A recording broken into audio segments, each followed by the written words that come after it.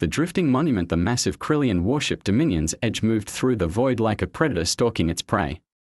Admiral Thex stood on the bridge, his forearms crossed behind his back as he gazed at the tactical display. The bridge crew, their purple skin gleaming under the ship's harsh lighting, worked quietly at their stations. They had learned long ago not to disturb their admiral when he was in one of his contemplative moods. For 5,000 years, the Krillian Empire had ruled this sector of space with an iron fist. 23 star systems bowed to their authority, and countless species had either been conquered or had wisely chosen to submit before the full might of the Krillian fleet arrived at their doorstep. Admiral Thex had personally overseen the subjugation of 12 different worlds, each victory adding to his reputation as one of the Empire's most feared commanders, but today, his attention was focused on something else entirely. Something that had been bothering him for the past 3 decades of his command in this sector. Through the massive viewing portal at the front of the bridge, he could see it floating in the distance like a tomb among the stars. The alien vessel was enormous, easily 2 kilometers in length, but it drifted motionless through space. Its hull was a dull gray color, scarred by countless impacts from debris and what appeared to be weapon strikes from some ancient battle. Strange symbols were etched into its surface, but they had been worn smooth by millennia of exposure to cosmic radiation. No one in the Krillian Empire could read them. Status report on the derelict, Admiral Thex commanded, his voice carrying the authority of someone accustomed to instant obedience. Commander Zek, his second-in-command, approached with a data tablet in her lower hands while her upper arms remained clasped behind her back in a gesture of respect. Her violet eyes met his briefly before she began her report. The vessel has shown no change in status for the past 37 years, Admiral. No energy signatures, no movement, no response to our hails. Our long-range sensors continue to detect the same basic readings we've recorded since we first discovered it. Thex nodded slowly. The ship had been there when the Krillians first arrived in this system decades ago. It had simply been floating in the void, apparently abandoned and lifeless. Initial scans had revealed it to be constructed from an unknown metal alloy that seemed remarkably resistant to decay. Despite its obvious age, the hull remained structurally sound. What about the archaeological team's findings? Thex asked. Professor Yill's team completed their external analysis last month, Zek replied, scrolling through her tablet. They estimate the vessel is approximately 5,000 years old, possibly older. The design is unlike anything in our databases. The technology appears primitive compared to our current capabilities, but the construction methods are unusual. Unusual how? The ship appears to have been built for extended deep space travel, Admiral. The hull thickness and internal compartmentalization suggest it was designed to operate independently for extremely long periods. Professor Yill believes it might have been some kind of generation ship or long-range exploration vessel. Admiral. Thex turned back to study the mysterious craft. In all his years of military service, he had encountered dozens of different alien species and their technologies. Most were inferior to Krillian engineering, which was why the Empire had expanded so successfully. But something about this particular vessel unsettled him. Perhaps it was the way it seemed to watch them, even though all scans indicated it was completely dead. Have we identified the species that built it? He asked. Negative, Admiral. The design characteristics don't match any known civilization in our databases. Professor Yill believes the builders might be extinct. Extinct civilizations don't concern me, Thex said, though he continued to stare at the ship. What concerns me is that we've been unable to board it for a proper investigation. This was the source of his frustration. For 3 decades, Krillian scientists had studied the vessel from a distance, but every attempt to physically access it had failed. The ship's airlock systems were incompatible with Krillian technology, and cutting through the hull had proven impossible. The unknown metal seemed to absorb energy from their plasma cutters without even heating up. A soft chime from the communications station interrupted his thoughts. Lieutenant Pex, the ship's communications officer, turned in her seat with an expression of surprise. Admiral, we're receiving an unusual signal from the derelict. Thex's 4 eyes widened slightly. Explain. It's very faint, sir. Barely detectable. But there's definitely some kind of energy emission coming from the vessel. It started approximately 3 minutes ago. Commander Zek moved quickly to the sensor station and began running diagnostics. Confirmed, Admiral. We are detecting minimal energy output from multiple points along the derelict's hull. Power levels are extremely low, but they are definitely there. For the first time in 30 years, the mysterious ship was showing signs of activity. Admiral Thex felt a mixture of excitement and caution. This could be the breakthrough they had been waiting for, but it could also represent a potential threat. Could it be some kind of automated system, he asked. Possible, sir, Zek replied. Perhaps our proximity has triggered some kind of proximity sensor or emergency protocol. Or perhaps something inside has finally decided to wake up, Thex murmured. The bridge fell silent at that suggestion. The idea that something might still be alive aboard the ancient vessel after 5,000 years was both fascinating and terrifying. Krillian technology could sustain life for extended periods, but 5 millennia was beyond even their capabilities. Admiral, Lieutenant Pix called out again. The energy signature is growing stronger. Whatever's happening over there, it's accelerating. Thex made his decision. Contact Captain Vex in the Marine Division. Tell him to prepare a boarding team. Full combat loadout. Sir, Commander Zek said carefully, perhaps we should maintain our distance until we understand what's happening. We've been maintaining our distance for 30 years, Thex replied. If something is waking up over there, I want to know what it is before it becomes fully operational. Captain Vex arrived on the bridge within minutes, his massive frame filling the doorway. Even by Krillian standards, he was large, standing nearly 3 meters tall with arms like tree trunks. His scarred face bore the marks of a dozen battles, and his reputation as the ship's most feared warrior was well earned. You wanted to see me, Admiral. Vex's voice was deep and gravelly. The derelict is showing signs of activity, Thex explained. I want you to take a team aboard and investigate. Find out what's causing the power surge and determine if there's any threat to our operations. Vex nodded grimly.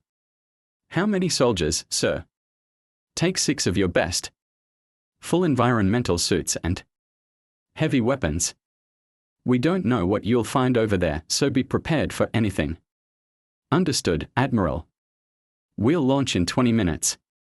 As Vex left to prepare his team, Admiral Thex returned his attention to the mysterious vessel. The energy readings were continuing to increase, and he could see faint lights beginning to flicker along its hull. After 50 centuries of silence, something was definitely stirring within the ancient ship. 20 minutes later, a Krillian assault shuttle detached from the Dominion's edge and began its approach to the derelict. Captain Vex and his 6 Marines were fully suited and armed, their weapons charged and ready. The shuttle's pilot, a young officer named Rix, guided them carefully toward what appeared to be a docking port near the vessel's midsection. Approaching the target, Rix reported. Over the comm, I can see the docking port clearly now. It looks like it might be compatible with our systems. Negative, came the voice of Chief Engineer Knoll from the main ship. Our previous analysis showed the docking mechanisms are completely different from our standards. Well, something's changed, Rix replied. The port appears to be adapting itself. The docking collar is shifting to match our shuttle specifications. This news sent a chill through the bridge crew of the Dominion's Edge. Technology that could automatically adapt to interface with foreign systems was far beyond anything the Krillian Empire had developed. Proceed with caution, Admiral Thex ordered. But complete the docking. The shuttle connected with the ancient vessel with a soft thud that reverberated through both ships. Captain Vex and his Marines moved to the airlock, their weapons ready. The ship's atmospheric readings showed that the docking port was pressurized, which was impossible for a vessel that had been dead for thousands of years. Airlock is cycling, Vex reported. Atmosphere on the other side is a breathable oxygen-nitrogen mix, similar to what we use. The inner door of the alien airlock slid open with a soft hiss, revealing a corridor bathed in dim blue light. Emergency. Lighting strips along the walls cast eerie shadows, and the air carried a strange, metallic scent. The corridor itself was smaller than Krillian ships, designed for beings considerably shorter than the invading Marines. We are inside, Vex reported as his team moved forward. Artificial gravity is functional. Life support appears to be operating. This ship is definitely not as dead as we thought. The Marines advanced through the corridor, their helmet lights cutting through the gloom. Strange symbols covered the walls, and occasional display screens showed scrolling text in an unknown language. Everything was clean and well maintained, as if the ship had been abandoned only yesterday rather than millennia ago. "Sir," one of the Marines called out. "I'm detecting power sources ahead. Multiple systems are coming online." They reached what appeared to be a main corridor that stretched in both directions. More lights were beginning to activate, and the hum of machinery could be heard through the walls. Whatever was happening, the ship was systematically returning to life. "Which way, Captain?" asked Sergeant Dro, Vex second-in-command. Vex consulted his scanner. "Power signatures are strongest to the right. That's probably where we'll find the ship's control center." The team moved deeper into the vessel, passing through several more corridors and chambers. Some rooms appeared to be living quarters, with furniture and equipment sized for beings much smaller than Krillians. Other areas looked like laboratories or workshops, filled with unfamiliar technology. Finally, they reached a large chamber that was clearly the ship's command center. Banks of control panels lined the walls, and multiple viewing screens displayed star charts and streams of data. At the center of the room was a raised platform with what appeared to be a captain's chair. But what caught their attention immediately was the voice that greeted them as they entered. "Welcome aboard the UES Determination," the voice said in perfect Krillian. "I am Aria, the ship's artificial intelligence. I have been expecting you." The Marines raised their weapons, but there was no visible target. The voice seemed to come from speakers throughout the room. "You have been expecting us?" Captain Vex asked cautiously. "Yes," Aria replied. "Your species has been under observation for quite some time. We have been monitoring your expansion into this sector and your treatment of the indigenous populations." "We?" Vex demanded. "Who are we?" "Humanity," Aria said simply. "Though I suspect you have never heard of us. We left this region of space long before your empire arrived. But we never truly left." The screens around the room began displaying new information. Star charts showing the positions of Krillian fleets, detailed analyses of their technology, and what appeared to be comprehensive profiles of their military capabilities. "How do you have this information?" Vex asked, though he was beginning to fear the answer. "We have been watching," Aria replied. "Learning. Preparing. This vessel has been monitoring your activities for decades while maintaining the appearance of being a dead hulk. Every ship that has passed through this system, every military exercise, every planetary assault, we have recorded it all." "Impossible," Sergeant Dro said. "Our sensors would have detected any surveillance activity." "Your sensors are designed to detect Krillian technology," Aria corrected. "Human technology operates on different principles. We have been invisible to you because you did not know what to look for." Captain Vex felt a growing sense of unease. "What do you want from us?" "Nothing from you personally," Aria replied. "But your actions over the past several decades have not gone unnoticed. The systematic conquest of peaceful civilizations, the exploitation of primitive species, the destruction of worlds that refuse to submit, these activities have been carefully documented. And what do you intend to do with this information?" "That depends," Aria said. "Are you prepared to listen to a story about humanity? About why we disappeared from this part of the galaxy 5,000 years ago, and why we are choosing to reveal ourselves now?" The screens around the room began showing images of space battles, massive fleets, and worlds burning under alien skies. But the perspective was different from any historical records the Krillians possessed. "Long ago," Aria continued, "humanity was forced to abandon their homeworld. But we did not simply flee into the void. We scattered across the galaxy with a purpose.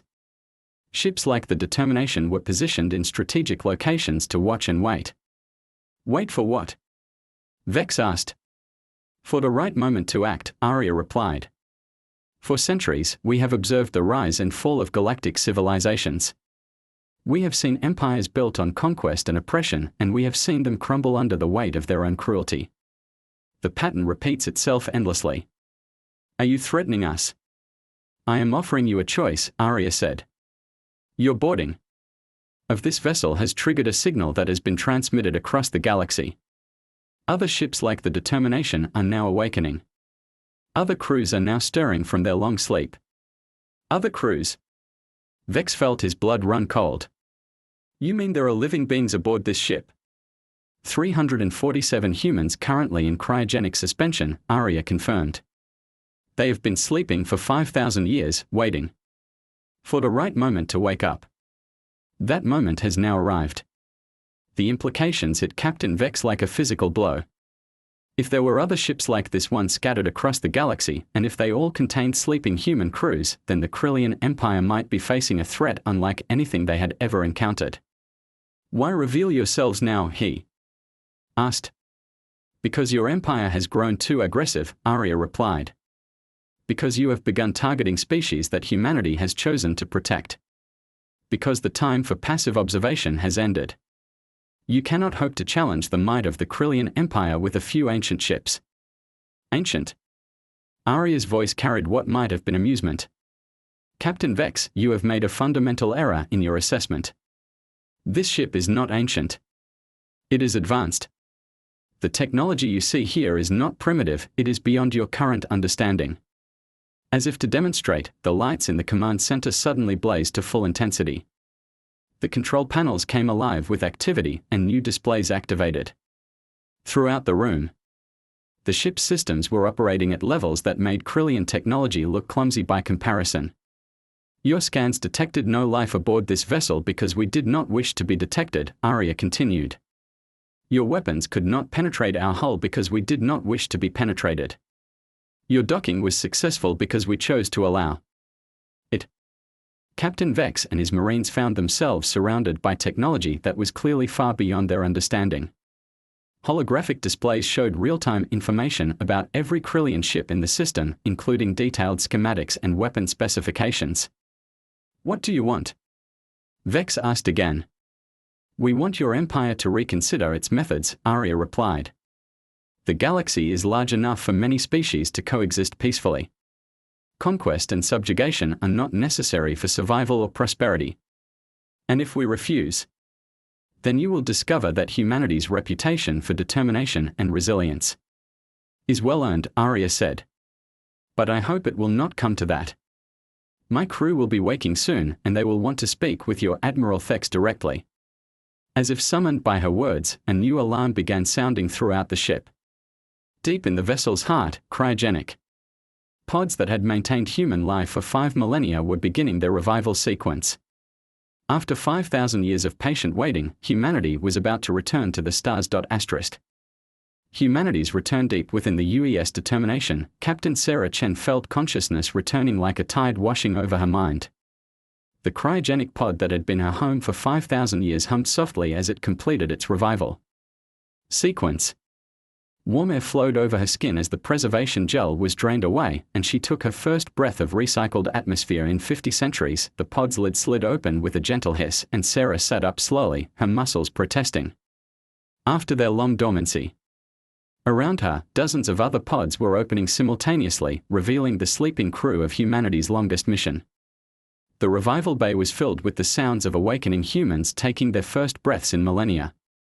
Welcome back, Captain. Arya's voice said softly. All crew members are awakening successfully. Medical scanners indicate optimal health across all personnel. Sarah swung her legs over the edge of her pod and stood carefully. She was a woman of average height with short brown hair and the kind of steady gaze that commanded respect. Even after 5,000 years of sleep, her mind was sharp and alert.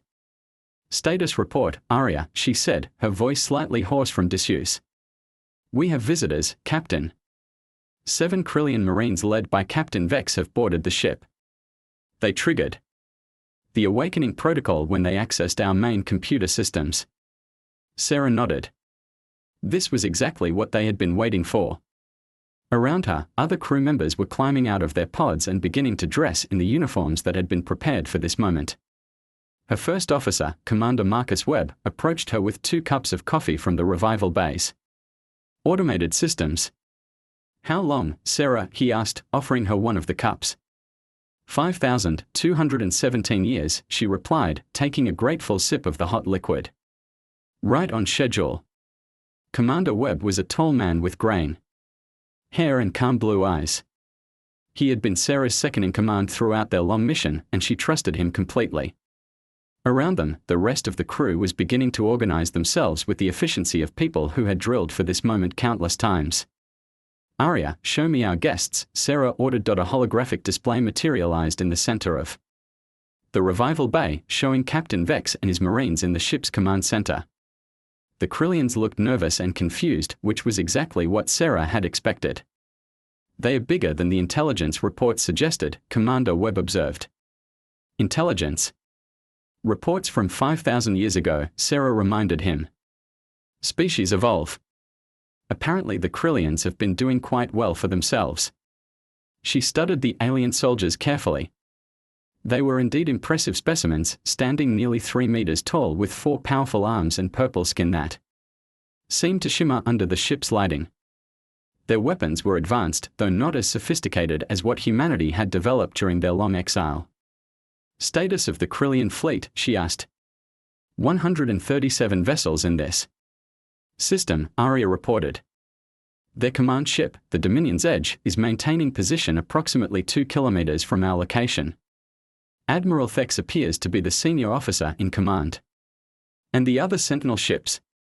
43 vessels have acknowledged the awakening signal and are beginning revival procedures. The network is fully operational after 5 millennia of dormancy." Sarah smiled grimly.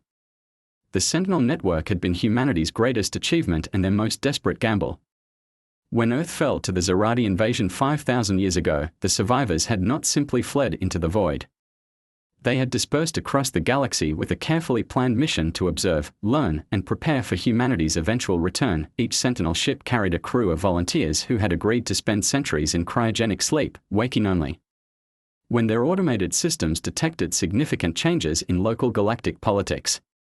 The ships were equipped with the most advanced technology humanity could produce, including stealth systems that rendered them invisible to most forms of detection. "Weapon status?" Sarah asked. "All systems operational," reported Chief Weapons Officer Lieutenant Commander Janet Price, who had just finished suiting up. "We have full functionality across all defensive and offensive systems." "Engineering?" "Engines are online and ready," called out Chief Engineer Commander David Park. "We've been running maintenance cycles throughout the hibernation period. All systems are operating at peak efficiency." Sarah looked around at her crew. These were the best and brightest humanity had to offer, volunteers who had agreed to sacrifice their normal lives for the chance to ensure their species' survival. They had trained together for years before entering cryogenic sleep, and their dedication to the mission was absolute. "All right, people," she announced. "You know why we're here. The Krillian Empire has been expanding aggressively for the past few decades, and they've begun targeting species under our protection. It's time to remind the galaxy that humanity is not extinct."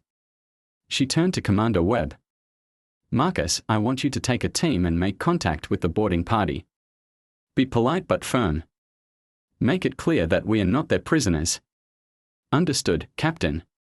"Janet, I want a full tactical analysis of their fleet. Find their weaknesses." "Already on it." "David, prepare for potential combat operations. I want all systems ready to go at a moment's notice." "Yes, Captain." Sarah walked to the revival bay's main display and studied the tactical situation. The Krillian fleet was impressive by local standards, but it was nothing compared to what humanity had encountered during their long journey through the galaxy. They had faced enemies far more dangerous than the Krillians and had survived by being smarter, faster, and more adaptable.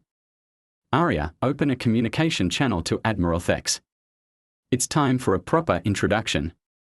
The holographic display shifted to show the bridge of the Krillian command ship. Admiral Thex was standing at the center of the bridge, his forearms crossed behind his back as he stared at his screens. When Sarah's image appeared on his display, his purple skin seemed to pale slightly. "Admiral Thex," Sarah said politely. "I am Captain Sarah Chen of the United Earth Space Force vessel Determination. I understand your people have boarded my ship. Thex stared at her for a long moment before responding. You are human? Very observant, Sarah replied. Yes, I am human. My species has been absent from this region of space for quite some time, but we have been watching. Watching what? Everything, Admiral. Your expansion into this sector, your conquest of primitive civilizations, your treatment of species that could not defend themselves. We have been taking notes. Sarah could see the confusion and growing fear in the alien commander's eyes. The Krillians had built their empire on the assumption that they were the dominant species in this part of the galaxy. The sudden appearance of humans challenged that assumption in ways they were not prepared to handle. What do you want? Thex asked bluntly. What I want, Admiral, is for you to reconsider your methods. The galaxy is vast and rich. There is no need for your empire to survive by crushing other species underfoot. You cannot dictate terms to the Krillian Empire with a single ship. Sarah smiled. Arya, show the Admiral our friends. The display changed to show a tactical map of the local stellar region. Dozens of red dots appeared on the screen, each representing a sentinel ship that was now active and responding to their signals. One ship, Admiral. Sarah said. We are the Sentinel Network. We have been positioned throughout this galaxy for 5,000 years, watching and waiting. Every major civilization, every significant military force, every potential threat. We have been observing them all. The tactical display zoomed in to show more detail. Sentinel ships were scattered across hundreds of star systems, each one now awakening and preparing for action. This is impossible, Thex said, but his voice lacked conviction. Difficult, yes, Sarah acknowledged. Impossible, no. Humanity has always been good at doing difficult things when our survival depends on it. She gestured to Commander Webb, who had just returned from the command center with Captain Vex and his Marines under escort. The Krillian soldiers looked shaken but unharmed. Your Captain Vex and his team are unharmed, Sarah continued. They were simply in the wrong place when our ship decided to stop pretending to be dead. I'm returning them to you as a gesture of good faith. On the screen, she could see Admiral Thex conferring with his officers. The Krillians were clearly trying to assess the situation and determine their options. Admiral, Sarah said, interrupting their discussion. Let me make this simple for you. Humanity has been gone for 5,000 years, but we never stopped being human. We never stopped believing that intelligent species should be free to determine their own destinies. She stood up and moved closer to the display. Your empire has grown powerful by preying on weaker civilizations. That ends now.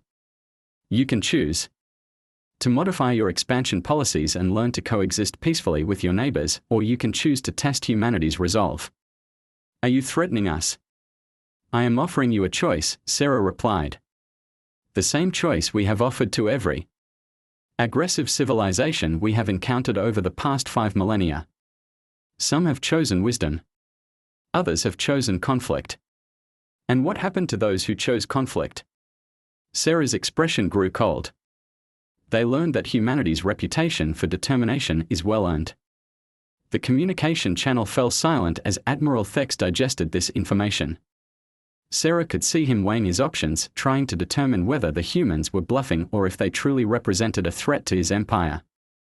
Arya, Sarah said quietly, show the Admiral the Nexus incident. The display changed to show historical footage of a massive space battle. Hundreds of ships were engaged in combat, with explosions lighting up the void between the stars. But what was most striking was the systematic way the larger fleet was being dismantled by a much smaller force. This occurred approximately 2,000 years ago, Sarah explained. The Nexus Collective was a militaristic empire that controlled nearly 50 star systems. They had been expanding aggressively and had begun enslaving primitive species for labor. The footage showed human ships moving through the Nexus fleet with deadly precision. Their weapons were more advanced, their tactics more sophisticated, and their coordination was flawless. We gave them the same choice we are offering you, Sarah continued. They chose conflict. Within 6 months, their empire had collapsed. And their surviving leaders were tried for crimes against galactic civilization. Admiral Thex was staring at the screen with obvious shock. You destroyed an entire empire.